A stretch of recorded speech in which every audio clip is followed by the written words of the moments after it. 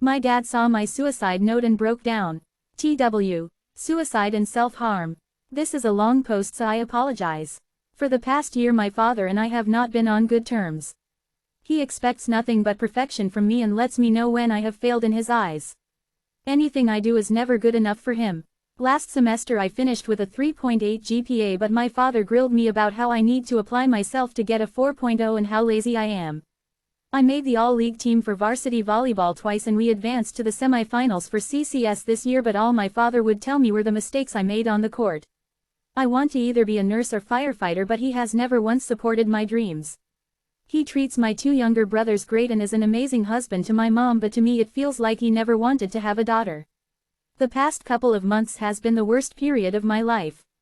I was accepted to my dream college and immediately committed. It's out of state, but I received a scholarship that covers most of the tuition. Going to this school would be the best option for me financially and personally. My father does not agree.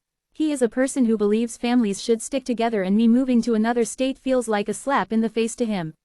I told my parents I was going to commit to the college in January, and every single day since he had berated me for being selfish and how I am a terrible person.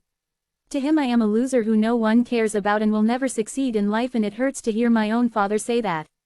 We have been arguing and yelling at each other for the past 3 months, and we have said some really nasty things to each other. I reached the point where I considered cutting him off from contacting me when I moved out for college. All these feelings coincide with my struggles with suicide. I have been struggling with suicidal ideation for the past year and a half, and it has been so hard trying to constantly find a reason to live while bickering with my father. I have started to self-harm again, and my right thigh is a total mess. I have prepared 2 suicide notes in case I go through with it, and I have come close twice this year.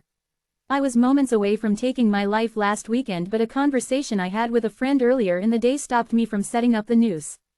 I graduate high school next month and plan to admit myself to a psych ward the day after graduation.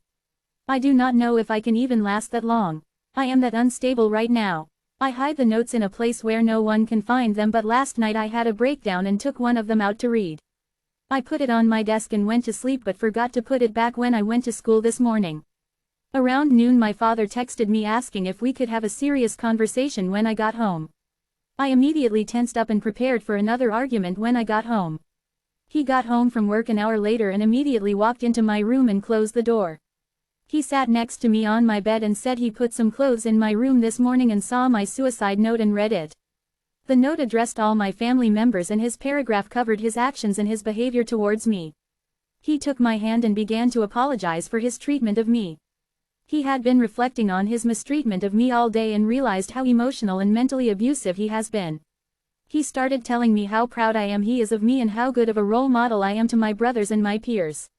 Whenever someone brings me up, they always have positive things to say and have faith that I will succeed in life.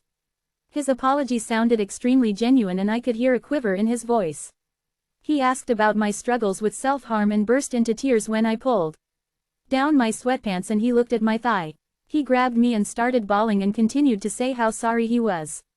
This made me emotional, so I hugged him back and started crying. He has not hugged me in over a year, and his embrace made me feel so safe. All I wanted was for him to show a little affection towards me.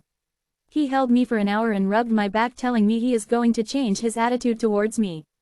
He is proud of me and my accomplishments. He wants me to go to college and said he was selfish for not supporting me. I told him about my struggle with suicide and plan to enter a psych ward after I graduate, and he gave his full support to me.